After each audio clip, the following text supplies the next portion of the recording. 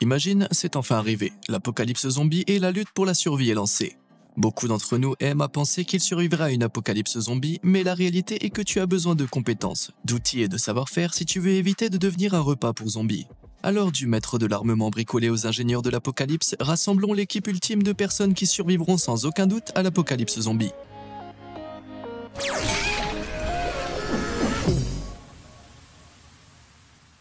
Magicien des armes. On peut dire sans se tromper que tu auras besoin de plus que des murs pour te protéger lors d'une apocalypse. Il est donc logique de t'armer de quelques outils défensifs ou mieux encore, d'un gardien ayant des connaissances à l'épreuve des balles dans la science des armes. Heureusement, je connais quelqu'un. York Sprave est l'une des rares personnes qui a vraiment une chance d'éliminer une horde de zombies à elle seule, et attend de voir ce que ce fou génial peut faire. Même avant l'apocalypse, York passe son temps à concevoir et à fabriquer certaines des armes les plus étranges et les plus merveilleuses sur lesquelles tu pourrais poser les yeux, presque entièrement à partir de rien. Intéressé par les lance-pierres depuis l'enfance, York n'aime rien de plus que de montrer ses dernières et meilleures créations de projectiles sur sa chaîne YouTube. Et il possède tout un arsenal de créations épiques pour maintenir n'importe quelle communauté de survie au sommet de la chaîne alimentaire.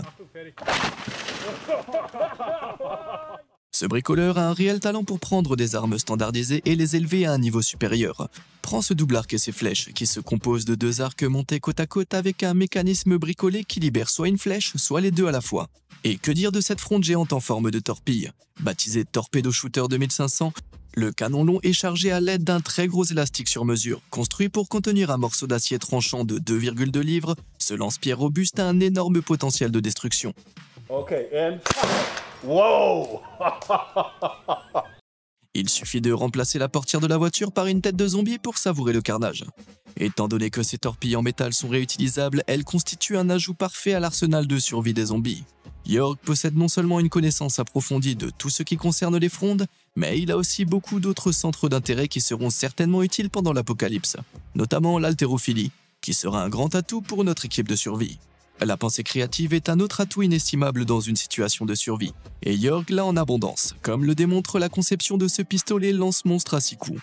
Rebaptisé Mazazor Hunter, les plans ont été créés par l'artiste 3D Carlos Ortega Elizalde comme un moyen théorique de chasser les dinosaures, mais York en a fait une réalité. Fabriqué à partir de 6 pistolets lanceurs distincts montés sur un support pour les maintenir ensemble, chacun peut être déclenché individuellement ou tous en même temps à l'aide d'une gâchette centrale sur le support. Le résultat final est une méga arme capable de s'attaquer à plusieurs zombies à la fois avec une précision perçante. Si tu cherches quelque chose de plus proche du corps à corps, York s'en occupe aussi, avec ce fouet à lame, qui semble tout droit sorti d'une version alternative et diabolique de l'histoire. L'épée fouet de York est très puissante et s'enfonce dans la cible qui se trouve sur son chemin.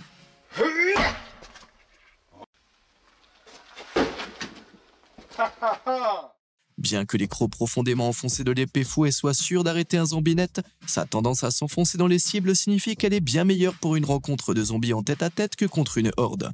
Mais si tu cherches quelque chose de plus hostile aux hordes et qui ne se coince pas en plein combat, York a encore de quoi t'aider. Cette batte Lucille inspirée de Walking Dead est l'arme de prédilection du plus grand méchant anti-héros de la série télévisée, et ce n'est pas pour rien que l'interprétation qu'en fait York serait inestimable dans l'apocalypse. Mais York lui-même serait l'atout le plus précieux de tous étant donné ses prouesses techniques, ainsi que le fait qu'il prend un plaisir extrême à être l'auteur de la destruction.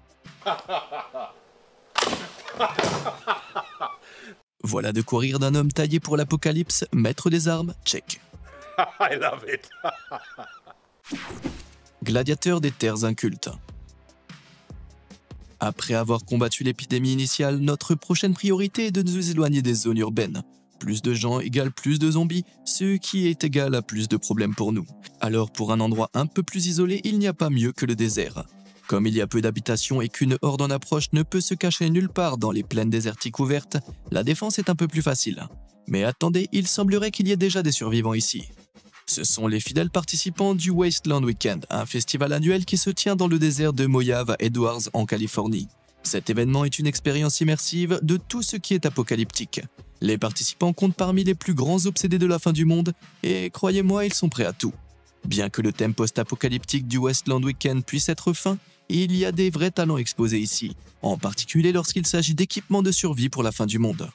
Les gladiateurs du Wasteland font partie d'une ligue de combat qui se réunit lors du festival pour exercer leurs talents de combattants et de fabricants d'armure. L'armure de chaque gladiateur est unique et l'astuce consiste à couvrir le plus de peau possible, non seulement pour se protéger des blessures, mais aussi des morsures de morts-vivants. Alors que les personnages de fiction peuvent souvent être vus portant à peine plus qu'un débardeur dans des émissions et des films de zombies, il n'y a pas d'armure de complot dans la vraie vie. Pour les gladiateurs du Wasteland, le caoutchouc de pneu est un choix populaire pour le torse, offrant une protection raisonnable contre les armes de mêlée et les dents dans toute bataille post-apocalyptique. Les gladiateurs garnissent souvent leur plastron de pneus de gilets de protection pour moto tout-terrain, ainsi que de morceaux d'acier, ce qui fait de leur armure un choix naturel contre n'importe quel grincement de dents. Ainsi, avec une armure à ajouter aux armes bricolées par York's Brave, je pense que notre équipe est prête à prendre la route vers notre prochaine étape de l'inventaire apocalyptique, un véhicule ultra résistant. Poussé à survivre. Une grande partie du Wasteland Weekend est également consacrée à l'exposition de voitures maquillées, remplies de toutes sortes de véhicules hautement blindés conçus pour résister à l'apocalypse. L'un des plus beaux ensembles de roues du Wasteland jamais conçus appartient à cet incroyable véhicule, baptisé Atomic Annie. Ce camion de plus de 7 tonnes à l'épreuve des zombies appartient à Travis Blankbecker, vétéran du Weekend Wasteland, et consiste en un mélange Frankenstein de véhicules, dont une Ford F600 de 1972, une Chrysler New Yorker de 1951 et une camionnette Chevrolet de 1973. L'Atomic Annie est doté de nombreux dispositifs de protection, notamment un intimidant pare-choc avant en acier, des portes Chrysler blindées et même une tourelle d'artillerie installée sur le toit. Maître des armures et des machines, on peut dire que recruter les Wastelanders dans ton équipe est un bon début pour la vie post-apocalyptique. Si le désert était un bon endroit pour planifier, recruter et récupérer dans une paix relative, il n'est vraiment pas bon pour la survie à long terme. L'exposition et le manque d'eau sont bien plus susceptibles de vous tuer ici que n'importe quel zombie. Nous avons donc besoin d'un endroit pour nous enraciner pour l'avenir. Heureusement, j'ai entendu des rumeurs sur un bunker de survie super secret et je pense que nous devrions y jeter un coup d'œil. Mais avant de conduire Atomic Annie au Bunkerville, il est temps d'élargir notre inventaire d'armes avec quelque chose d'un peu plus heavy metal. Coup de feu. Même sous la protection d'Atomic Annie, il est dangereux d'être sur la route pendant l'apocalypse zombie. Bien que nous puissions passer devant la plupart des morts-vivants avant qu'ils ne nous remarquent, nous savons tous que les zombies peuvent se rassembler comme des moutons. Et si nous tomberons sur un embouteillage de morts-vivants, nous aurons besoin de quelque chose pour dégager la route. Heureusement, je viens de repérer un autostoppeur qui, je pense, pourrait nous aider. Voici Alex Smith, un passionné d'armes, créateur de cette mitraillette Steampunk Gatling, qui est vraiment en métal dans tous les sens du terme. Enfermé dans un squelette rifté en aluminium et en acier, Alex a modifié le fusil Ruger 10-22 classique pour en faire un rêve de survivant. Revêtu de cuivre véritable et doté d'une chaudière miniature qui simule la vapeur à l'aide de la glace sèche et de l'eau, le fusil est actionné par un moteur électrique et comporte 7 canons rotatifs.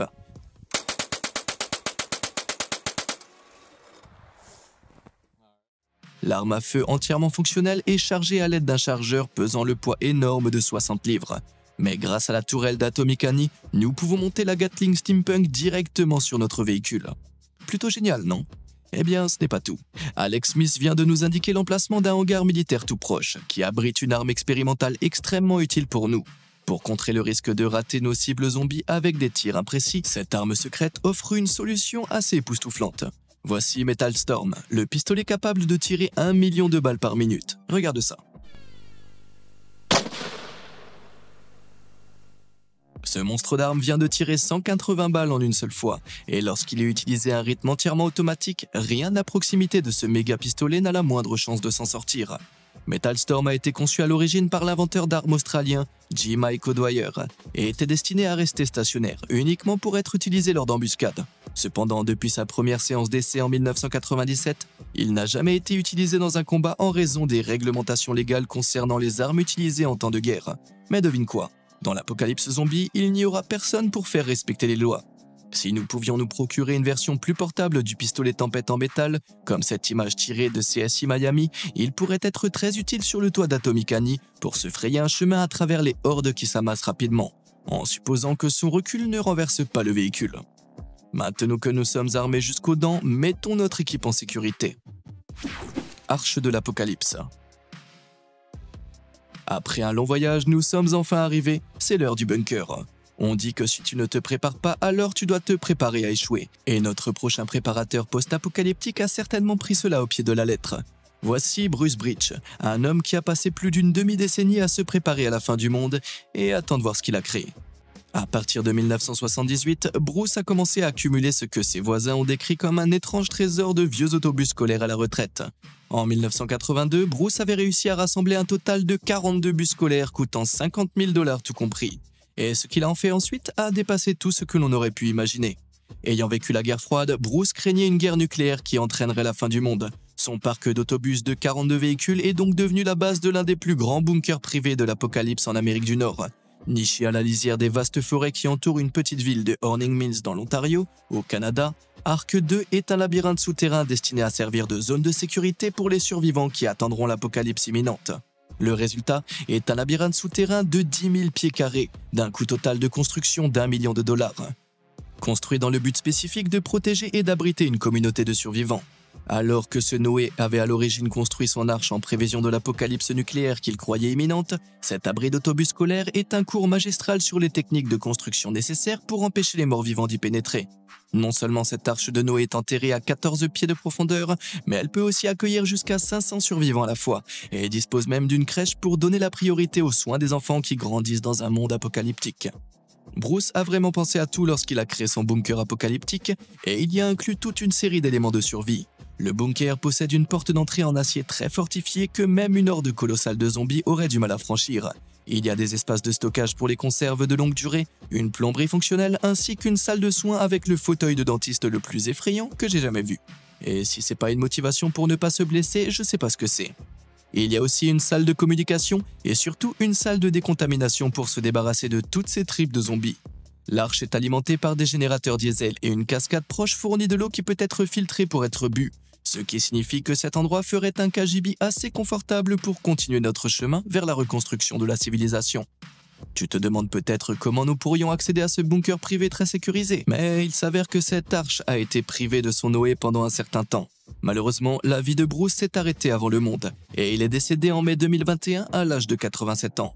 Mais sans lui pour voir l'apocalypse, il serait impoli de laisser tout ce travail se perdre. Alors, je pense que nous devrions nous terrer dans son arche pendant un moment, tu ne crois pas? Emploi pour le jour du jugement. Dans le nouvel ordre mondial des zombies, faire partie d'une communauté est ta meilleure chance de survie à long terme. Mais tu devras trouver un moyen de te rendre utile. Tu ne réalises peut-être pas encore, mais ton travail avant Apocalypse est maintenant plus important qu'il ne l'a jamais été pour faire la différence entre la vie et la mort. Si tu es médecin urgentiste, militaire ou mécanicien, tu deviendras automatiquement un membre précieux du groupe. Petit chanceux. Les soudeurs, quant à eux, peuvent se consacrer à la fabrication d'armes apocalyptiques vraiment impressionnantes. Je vote donc pour le recrutement d'un soudeur du nom de Ryan Gronet, qui a réalisé cette masse bricolée qui semble parfaite pour le headbanging des zombies heavy metal. Ou que penses-tu de cette Keyblade apocalyptique tirée de Kingdom Hearts, créée par Cameron le soudeur, l'autre maître du métal de Ryan? Non seulement ses talents de soudeur te feront tourner la tête, mais le fait que Cameron ait fabriqué cet objet à partir de pièces de vélo montre son ingéniosité avec les ressources limitées de l'apocalypse, ce qui fait de lui un membre inestimable de notre équipe de survie. Des soudeurs de métaux aux merveilles de l'artisanat du bois maintenant. Pour survivre à long terme loin des villes construites, il faut savoir utiliser l'environnement naturel à son avantage. Et il n'y a pas beaucoup de professions qui connaissent ce mode de vie mieux que les bûcherons.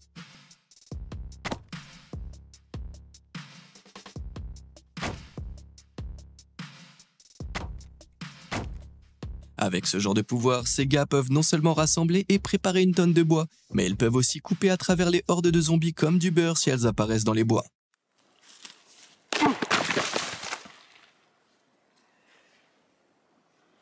Impressive.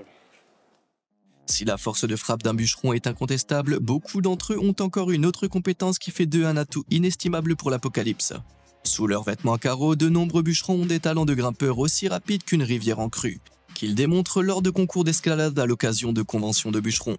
Ces compétences en escalade d'arbres seront sans doute utiles pour échapper rapidement à une horde de bûcherons soudaine, tout en s'assurant que nous pourrons récolter les bénéfices des autres compétences des bûcherons le plus longtemps possible en les gardant en vie.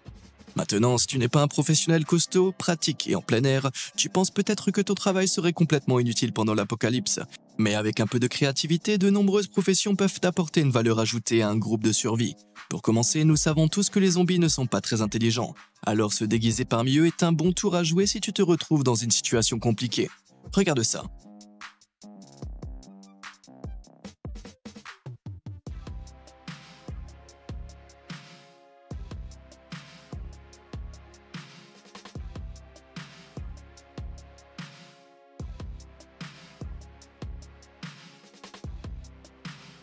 Cette main de zombie réaliste, fabriquée à partir de vêtements et de matériaux de maquillage réutilisés, prouve que le fait d'être maquilleur ou costumier peut avoir une utilité surprenante durant l'apocalypse. En associant cette main à un masque de visage de zombie parfumé, tu pourrais l'utiliser pour te fondre dans une immense horde de zombies, si tu dois la traverser ou récupérer des provisions en centre de la horde. Dans cette optique, élargir ton équipe de survie aux zombies en y incluant un cosplayer n'est pas une idée aussi saugrenue qu'il n'y paraît. Et si tu as un parfumeur dans ton équipe, tu pourrais même essayer de trouver un moyen de créer ton propre parfum de boyau de zombies pour te fondre dans n'importe quelle horde à n'importe quel moment. Ode Undead, une solution sans faille pour fuir les zombies dans un monde post-apocalyptique. Ouais, c'est bien de la chair pourrie. Coureur de survie. La recherche d'emploi post-apocalyptique mise à part, une compétence dont nous pouvons tous convenir est essentielle dans l'apocalypse zombie, la capacité de courir vite. Cela sera essentiel pour tous les membres de l'équipe que nous enverrons en mission de ravitaillement, une fois que nos stocks commenceront à s'épuiser. La vitesse et l'agilité sont des compétences inestimables à posséder dans un monde où des milliers de morts-vivants essayent de vous manger. Et même si l'idée de vivre avec un TikToker semble encore plus horrible que n'importe quel zombie, les gars du compte TikTok FatGaps sont parmi les pros du parcours les plus habiles qui soient, et les initier à notre communauté en vaudra vraiment la peine. Un simple coup d'œil sur les compétences de ces gars te montre à quel point ils seraient prêts si jamais ils se retrouvaient pris dans une horde alors qu'ils rassemblent des provisions. Le parcours dans une apocalypse zombie est une stratégie à haut risque, mais à haute récompense, et étant donné les risques que tu tombes. Mais si tu peux rester debout, être capable de grimper à toute vitesse et d'éviter les attaques, ainsi que de naviguer sur les toits, cela signifie pouvoir éviter les zombies au niveau de la rue en restant sur les hauteurs dans les paysages urbains riches en ravitaillement. Mais les membres de notre équipe de parcours TikTok ont toujours besoin de muscles pour se protéger lors de leur course de ravitaillement, et heureusement j'ai quelqu'un en tête. Par la lame. Les armes à feu ne sont pas exactement le meilleur article de survie à long terme pour l'apocalypse, car les munitions finiront certainement par manquer. Nous aurons donc besoin de quelque chose de plus durable pour assurer la défense de l'approvisionnement dans les années à venir, un bon vieux sabreur. Voici Shaquan Parson, un athlète de TikTok qui ne se contente pas d'avoir les mouvements d'un pro du parcours, mais qui est aussi armé d'un katana de folie. Et il n'est pas le seul à avoir des compétences nécessaires pour trancher et découper nos ennemis morts-vivants. Notre deuxième garde du corps, Tipra Vong, un autre membre de l'équipe TikTok. Formé à l'art du tameshigiri, qui consiste à découper des cibles comme le bambou avec une précision chirurgicale et une force stupéfiante, un professionnel du katana serait un ajout inestimable pour notre équipe de reconnaissance. Si l'on considère la bouillie d'un zombie décomposé, un épéiste compétent au katana pourrait couper de nombreux marcheurs comme du beurre, en utilisant de façon experte son propre élan pour porter coup sur coup. Si un katana ordinaire ne suffit pas à te rassurer, alors pourquoi ne pas t'inspirer du grand écran ? Cette épée a été vue dans le film Helldriver en 2010 et possède des capacités de tronçonneuse mécanique, aka l'ajout le plus utile d'une arme déjà mortelle. Dans la vraie vie, des ingénieurs fous ont en effet modifié des tronçonneuses pour les faire ressembler à des épées. Et je suis sûr que notre fidèle Jörg aimerait bien s'y essayer à en fabriquer une pour nous. Si manier une épée mortelle de 30 pouces sans aucun entraînement préalable te semble un peu stupide, tu as raison. Nous laisserons donc cette tâche aux pros de l'épée de notre équipe. Quant à toi, il y a plein d'autres armes de bricolage sur lesquelles tu peux mettre la main. Par exemple, tu peux transformer tes mains en armes mortelles avec ces gants de rasoir steampunk construits par le concepteur d'armes et accessoires Jacob Peterson. Jacob a dans sa manche toute une série d'armes parfaites pour une fonctionnalité post-apocalyptique. Avec un gant armé sur une main et un gant blindé sur l'autre, tu ne feras pas que te protéger tes doigts. Tu auras aussi facilement accès à une arme pour les attaquer à bout portant. Car lorsque tu seras le Freddy Krueger de l'équipe, les zombies feront des cauchemars à ton sujet. La vie en stave. Bien que l'idée de brandir une épée ou des gants à lame pour expédier les morts vivants soit impressionnante, plus nous avançons dans l'apocalypse, plus les fournitures et les matériaux utilisables pour les armes vont se raréfier. Cependant, Mère Nature a un plan et ce n'est pas la première fois dans cet apocalypse. Nous sommes sur le point de recevoir du bois. Aussi anodin qu'il puisse paraître au premier abord, un beau et long bâton est un outil très utile pour te permettre de traverser la fin du monde, lorsqu'il est utilisé comme un bâton de combat. Non seulement les bâtons sont un moyen pratique de mettre tes adversaires hors d'état de nuire, mais ils peuvent aussi servir de bâton de trekking ou de canne lorsque tu navigues sur des terrains accidentés à la recherche de ressources naturelles dans la nature désolée. C'est aussi un bon moyen de s'assurer que tu as toujours une arme en main, qui peut aussi servir de bâton de fouille ou être utilisé pour fouiller et inspecter tout corps de mort-vivant suspect. Maintenant, si tu ne crois pas qu'un simple bâton pouvait être une arme dangereuse, regarde ces mouvements de David Turok, et dis-moi que ce type ne survivrait pas à l'apocalypse. Si c'est pas encore assez réconfortant, tu peux toujours aiguiser l'extrémité du bâton pour en faire une pointe, créant ainsi un outil multifonctionnel ultime, à la fois bâton et lance. Et si tout le reste échoue, tu peux toujours utiliser ton bâton pour trépigner et crier « Vous ne passerez pas à tous ces zombies ». Cela consolidera définitivement ton héritage post-apocalyptique et on se souviendra toujours de toi comme cet intello qui ne pouvait tout simplement pas laisser tomber. Et maintenant, j'imagine Gandalf aux prises avec une horde de zombies. Je veux dire, qui de mieux qu'un sorcier zombie qui se ressuscite lui-même pour se ranger du côté des vivants? On dit que la variété est le piment de la vie, et une variété de compétences et d'outils est certainement ce qui nous maintiendra en vie pour cet apocalypse. Alors, tueurs de zombies, voici notre équipe de survie, truc de fou.